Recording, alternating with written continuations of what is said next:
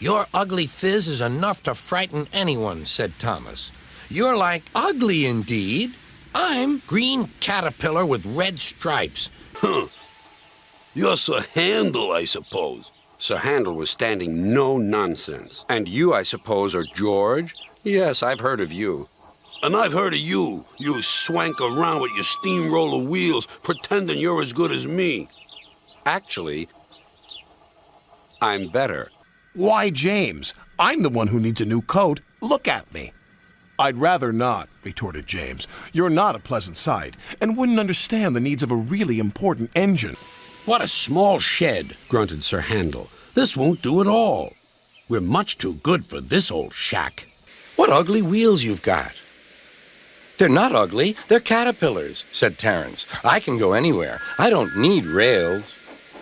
I don't want to go anywhere, said Thomas. I like my rails, thank you. Please do your best to avoid any disturbances. What does that mean? Whispered Duck. That means this diesel is difficult, snapped James. And he was.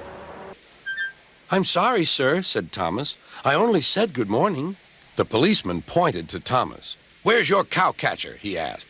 But I don't catch cows, sir. Don't be funny, snapped the policeman. He looked at Thomas's wheels. No side plates either. And he wrote in his notebook. Engines going on public roads must have their wheels covered and a cow catcher in front to protect people and animals from being dragged under the wheels if they stray onto the line. You haven't, so you are dangerous. Rubbish, said Thomas's driver. We've been along here hundreds of times and never had an accident. That makes it worse. Then Thomas made his mistake. Just like this, he boasted.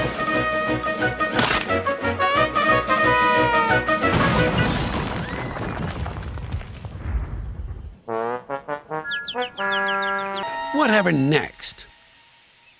Those aren't coaches, they're cattle cars. Woo, screamed the coaches. What a horrid engine! Beep, beep, beep, beep. Hello, lazy bones, whistled Henry.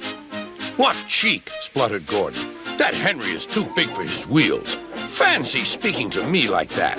Me, who has never had an accident. Aren't jammed whistles and burnt safety valves accidents? Asked Percy innocently. No, indeed. High spirits. Might happen to any engine. But to come off the rails like Henry did, well, I ask you, is that right? Is it decent? If we go over that waterfall, we're doomed. Is it electric? Asked Bridget. Whoosh!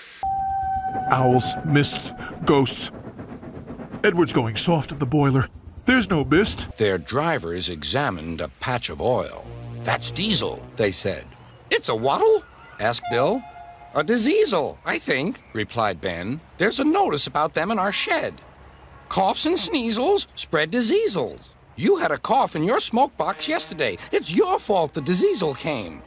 It isn't. It is. Stop arguing, you two. Sir Topham Hatt was having doubts about his own decision. I hope the new diesel doesn't cause even more confusion. He's bound to have teething troubles. Cranes are airy-fairy things. They need a lot of attention, like me, in fact, said Gordon. You should see the situation from Cranky's point of view, said James. He's high up in the air, coping with wind, rain, and baking sun. Then he looks down and sees you two little engines being annoying. No wonder he calls you bugs. Ah!